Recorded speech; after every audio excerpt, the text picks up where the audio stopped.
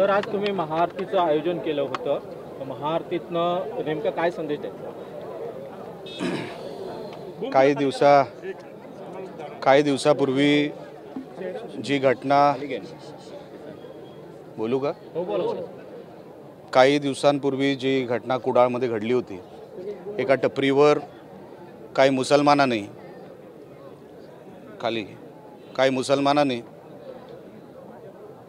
पर्यटकांना कपडे काढून मरेपर्यंत मारत होते. काहीतरी किरकोळ वाद होता आणि त्या वादावर विकृतपणे मारहाण झाली. त्या पर्यटकाचा कसाबसा जीव वाचला आणि त्याच्यानंतर मी हाक दिली होती की आपण सगळ्यांनी इकडे जमायचं आहे. त्या अगोदर ती टपरी अनधिकृत होती, तिला पाडावी लागेल. प्रशासनाने ती पाडली. काही आरोपी पकडले गेले नव्हते, आम्ही मागणी केली, ते पकडले गेले. आता ते सगळे अटक आहेत, त्यांना सगळ्यांना अटक झालेली आहे, जेलमध्ये आहेत. त्यानंतर फक्त आंदोलन मर्यादेतच ठेवायचं नव्हतं, काही लोकांना एक मेसेज पण द्यायचा होता हिंदू एकजुटीचा. म्हणून आम्ही ठरवलं की इथे महाआरती करायची आणि महाआरतीच्या माध्यमातून सगळे जे आम्ही ह्या दिशेने काम करतो ते सगळे एकत्र येतील आणि त्या उद्देशाने आज आम्ही इकडे ही महाआरती आयोजित केली होती. सर, उद्या राजन सावी जे आहेत ते शिंदे गटात प्रवेश करणार आहे. असतील, मला नाही माहीत. तुम्हाला सांगितलं का त्यांनी? असतील, चांगलं आहे, स्वागत आहे त्यांचं. चांगले संघटक आहेत, माझे आमदार आहेत. पण मला खरं तर काय माहीत नाही आहे त्यांचं नेमकं एंट्री काय आणि हे काय.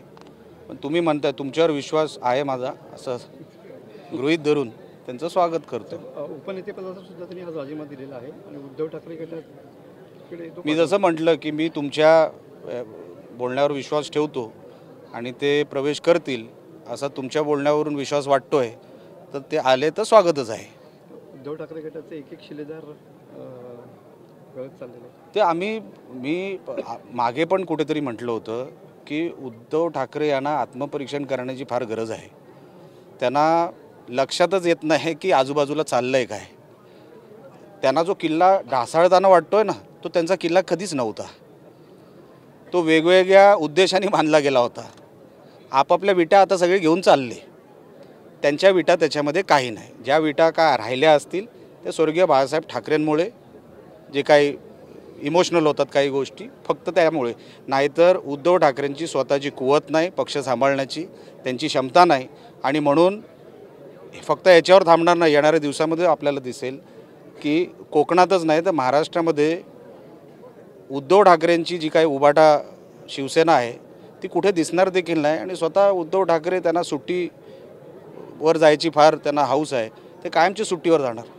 तर इथल्या काही मुसलमानांनी देखील प्रेस कॉन्फरन्स घेऊन माफी मागितली आहे. काय त्यांना माफी तर मागावीच लागेल ना.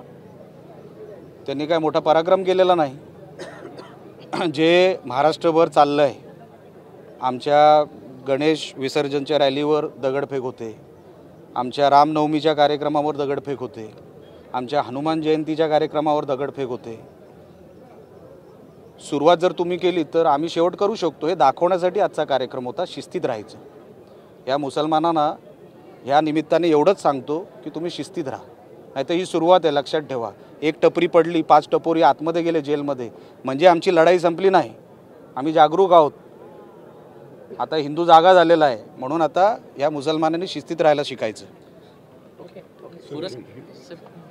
हिंदी में झारप में जो हादसा हुआ इसके बाद सभा को संबोधित किया है. कुडाल में जो 4 दिन पहले एक घटना घड़ी और वो घटना ऐसी थी कि कुछ मुसलमान वहाँ पे चाय की इलीगल टपरी चला रहे थे. तो कुछ बाहर से टूरिस्ट आए और टूरिस्ट को कुछ छोटी कुछ आर्ग्यूमेंट हुई और वो आर्ग्यूमेंट के बाद वो टूरिस्ट को कपड़ा निकाल के रास्ते पे लिटा के मारा. उसकी जान भी जा सकती थी. ये कभी ना कभी तो रुकना चाहिए, क्योंकि अगर देखिए ये मुस्लिम जो होते हैं ना, ये अगर इकट्ठा आ गए तो ये लोग कुछ भी करने के लिए ये लोग आगे पीछे सोचते नहीं। तो आज हमने सारे हिंदुओं को बोला कि आप हमको इकट्ठा आना चाहिए, इनको हमारी ताकत दिखानी चाहिए। देश में हम 80% है, 80% है, मुसलमान आज भी 20% है, उनको उनकी हैसियत में रहना चाहिए। अगर हमने हमारी हैसियत दिखाई तो वो दिखेंगे नहीं इस देश में, समझे ना। उन्होंने, उनके नेताओं ने 15 मिनट मांगे थे, हम 5 मिनट में इनका कार्यक्रम ख़त्म कर देंगे।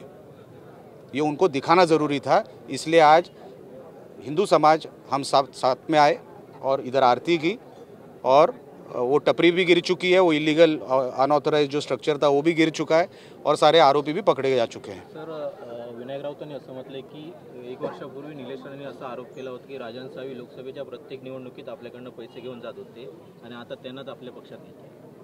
काय झालं आहे, मला वाटतं विनायक राऊत साहेबांचं वाटतं वेळ जात नाही, ते आता काय हरले ना, आता रिकाम टेकडा भरपूर वेळ आहे, तर ते आपापलं गणित बनवत आहेत, नवीन नवीन स्टोऱ्या बनवत आहेत।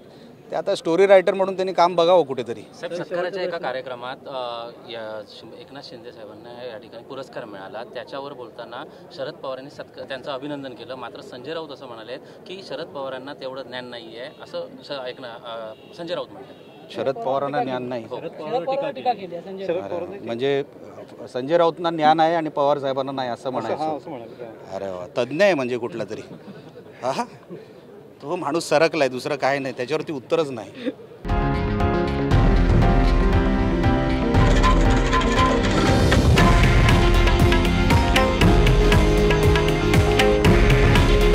हे आहे देशातील नंबर 1 न्यूज नेटवर्क आणि आपण पाहत आहात TV9 मराठी।